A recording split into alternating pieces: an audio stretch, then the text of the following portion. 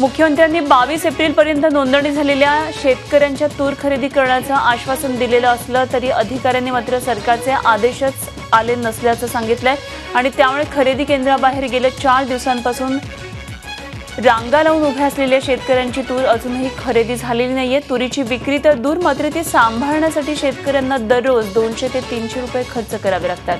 त्यामुळे या शेतकऱ्यांना सरकार दिलासा देणार का हा खरा प्रश्न आहे। पणन मंत्र्यांनी मात्र शेतकऱ्यांची तूर खरेदी करणार असून त्यासाठी सातबारावर त्याची नोंद असणं आवश्यक असल्याचं म्हटलंय।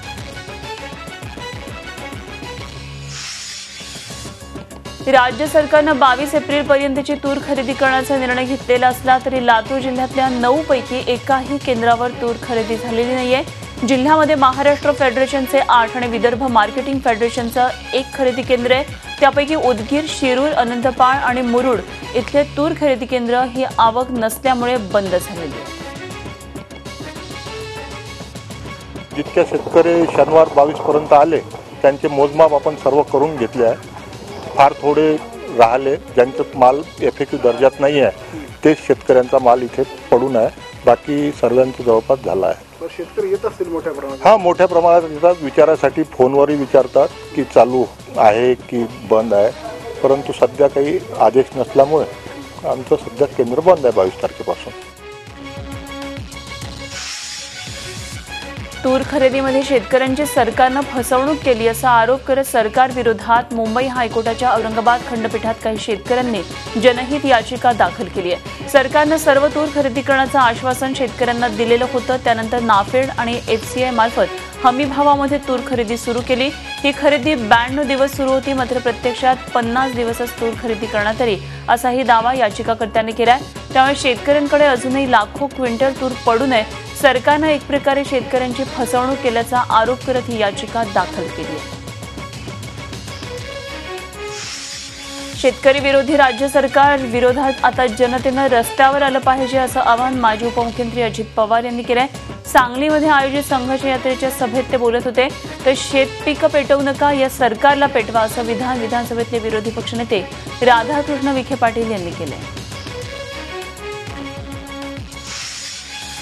शेतकऱ्यांच्या विविध प्रश्नांवर चर्चा करण्यासाठी स्वाभिमानी शेतकरी संघटनेचे खासदार राजू शेट्टी यांनी शिवसेना पक्षप्रमुख उद्धव ठाकरे यांच्या मातोश्रीवर जाऊन भेट घेतली। या भेटीमध्ये शेतकरी कर्जमाफी, समृद्धी महामार्ग आणि आदिवासींच्या जमिनीच्या समस्येवर चर्चा करण्यात आली। 2014च्या विधानसभा निवडणुकीनंतर पहिल्यांदाच राजू शेट्टी मातोश्रीवर गेले।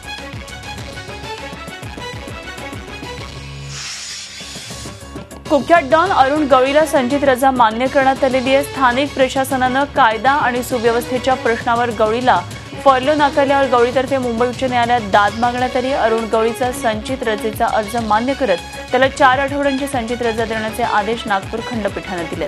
2 आठवड्यांच्या आत गवळीला सोडण्याचे आदेश खंडपीठाने दिलेले आहेत। राज्य सरकारने नुकतेच संचित रजेसंबंधीचे नियम बदललेले आहेत। आपल्या याचिकेच्या माध्यमानं या सुधारित नियमांना आव्हान अरुण गवळीनं दिलं। याचिकेवर सुनावणी करताना उच्च न्यायालयानं हा निर्णय दिला। पनवेल महापालिका निवडणुकीमध्ये शिवसेनेनं स्वबळावर लढण्याचं जवळपास आता निश्चित केलेलं आहे। शिवसेना भाजपची युती होणार नसल्याचं सूत्रांनी स्पष्ट केलंय। ठाण्याचे पालकमंत्री एकनाथ शिंदे, आमदार सुनील प्रभू आणि आदेश बांदेकर यांच्यासह 10 आमदारांवर निवडणुकीची जबाबदारी सोपवण्यात आली आहे। याशिवाय प्रचारादरम्यान पनवेलमध्ये उद्धव ठाकरे स्वतःही सभा घेणार आहेत। येत्या 24 मेला पनवेल, भिवंडी आणि मालेगाव महापालिकेच्या निवडणुका होणार आहेत।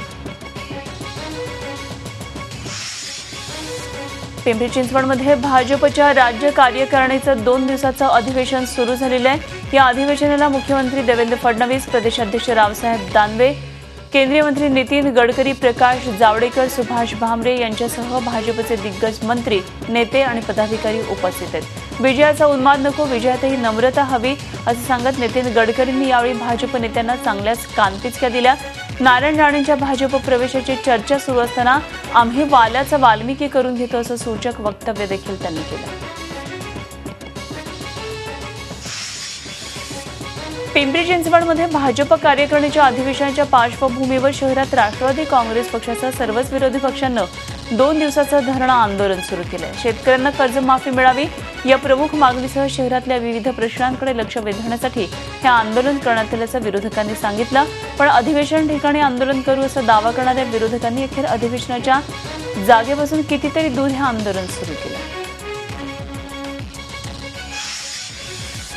मंत्रिमंडळात स्थान मिळावं यासाठी देव पाण्यात घालून बसलेल्या पिंपरी चिंचवडमधल्या लक्ष्मण जगताप आणि महेश लांडगे या 2 आमदारांमध्ये पोस्टर वॉर सुरू झाले.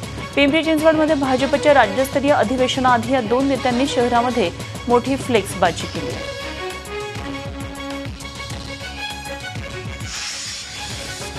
पुण्यामधल्या सॉफ्टवेअर इंजिनियर नैना पुजारी सामूहिक बलात्कार आणि हत्या प्रकरणाचा फैसला 8 मेला आहे. गेल्या 8 वर्षांपासून पुण्यामधल्या विशेष न्यायालयामध्ये या प्रकरणाची सुनावणी सुरू आहे. या प्रकरणात योगेश राऊत, विश्वास कदम आणि महेश ठाकूर हे आरोपी आहेत. चौथा आरोपी राजेश चौधरी हा माफीचा साक्षीदार आहे. या चौघांनी 8 ऑक्टोबर 2009ला 32 वर्षाच्या नैना पुजारी यांचं अपहरण केलं होतं. नैना खराडीतल्या सिनेक्रन कंपनीमध्ये काम करत होती. या चौघांनी तिला लिफ्ट देण्याच्या बहाण्यानं वाघोली परिसरात नेऊन तिच्यावर बलात्कार केला होता आणि त्यानंतर त्यांनी तिचा निर्घृण खूनही केला. शिवसेनेची परंपरा मानली जाणाऱ्या शिवसेना दैनंदिनीचं यंदा रौप्य महोत्सवी वर्ष आहे. त्यानिमित्तानं साकारण्यात आलेल्या शिवसेना दैनंदिनी 2017चं प्रकाशन पक्षप्रमुख उद्धव ठाकरे यांच्या हस्ते पार पडलं.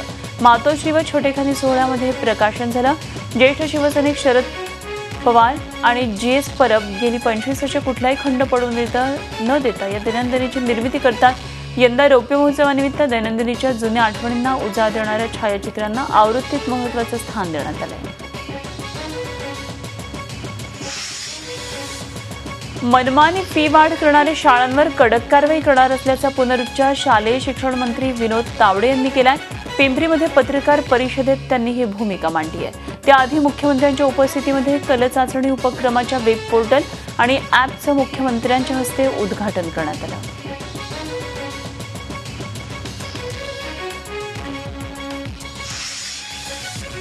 कल्याणच्या रेल्वे स्थानक परिसरामध्ये असलेल्या स्कायवॉकची भयानक अवस्था झी 24 तासनं समोर आणल्यानंतर कल्याणचे खासदार डॉक्टर श्रीकांत शिंदे यांनी याची गंभीर दखल घेतली आहे. शिंदे यांनी स्कायवॉक प्रश्नी रेल्वे, RPF आणि महापालिका यांची तात्काळ बैठक घेत महापालिका अधिकारी आणि रेल्वे प्रशासनाला चांगलंच धारेवर धरलं. या 3ही विभागांमध्ये संयुक्त कृती समिती तयार करून स्कायवॉक फेरीवाला आणि कचरामुक्त करण्याचे आदेश श्रीकांत शिंदे यांनी दिले.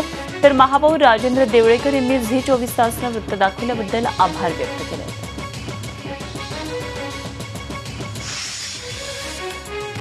मुंबई पुणे एक्सप्रेसवेचा टोल बंद करण्यासंदर्भात दाखल करण्यात आलेल्या याचिकेमध्ये मुख्यमंत्र्यांना प्रतिवादी करण्याबद्दल नीट विचार करा अशी समज मुंबई हायकोर्टानं याचिकाकर्त्यांना दिली आहे. मुंबई पुणे इथल्या एक्सप्रेसवेवरील टोल वसुली पूर्ण होऊन टोल आकारला जात असल्यानं तिथला टोल बंद करण्यात यावा अशी मागणी करणारी जनहित याचिका RTI कार्यकर्ते प्रवीण वाटेगावकर, सामाजिक कार्यकर्ते विवेक पेलणकर आणि श्रीनिवास घाणेकर यांनी मुंबई हायकोर्टमध्ये दाखल केली आहे. यावरची सुनावणी दरम्यान कोर्टानं याचिकाकर्त्यांनी मुख्यमंत्र्यांना प्रतिवाद करण्याबद्दल विचार करावा असं हायकोर्टानं म्हटलंय.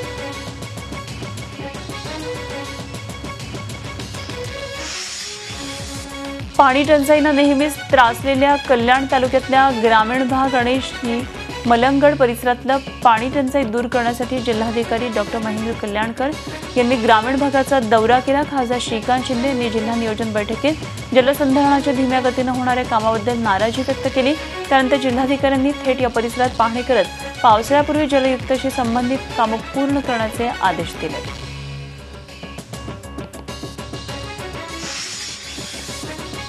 आदर्श संसद गाव असलेल्या पालघर जिल्ह्यातल्या गोरीगावचे ग्रामस्थ गावातल्या कलिस्मा स्टील कंपनीमुळे त्रासलेले. भाजपचे खासदार गोपाळ शेट्टी यांनी दत्तक घेतलेले हे गाव आदिवासी बहुल गाव आहे. इथल्या कलिस्मा स्टील कंपनीतून बाहेर पडणाऱ्या रासायनिक पाण्यामुळे गुरं, शेळ्या मरण पावल्याचा आरोप गावकऱ्यांनी केलाय. तसंच शेतीचं देखील मोठं नुकसान झाल्याची त्यांची तक्रार आहे.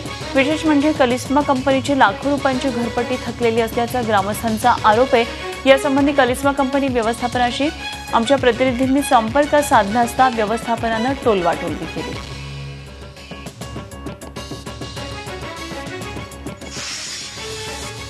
जळगावमधल्या 6 महामार्गांच्या मालकी बदलाबाबत मुंबई उच्च न्यायालयाच्या औरंगाबाद खंडपीठानं राज्य सरकारकडे विचारणा केली आहे. यासंबंधी 4 मेला होणाऱ्या सुनावणीवेळी उत्तर देण्याचे आदेश औरंगाबाद खंडपीठानं राज्य सरकारला दिले. जळगाव शहरातून जाणारे राज्य आणि राष्ट्रीय महामार्ग महापालिकेकडे हस्तांतरित करण्यात आले. त्यावेळी शहरातल्या महामार्गाच्या 500 मीटर आतल्या दारू दुकानं आणि बांना संरक्षण मिळालेलं आहे. हे संरक्षण मिळवून देण्यासाठीच हा निर्णय घेण्यात आल्याचा जळगावचे डॉक्टर राधेश्याम चौधरी या याचिकाकर्त्यांचा आरोप आहे.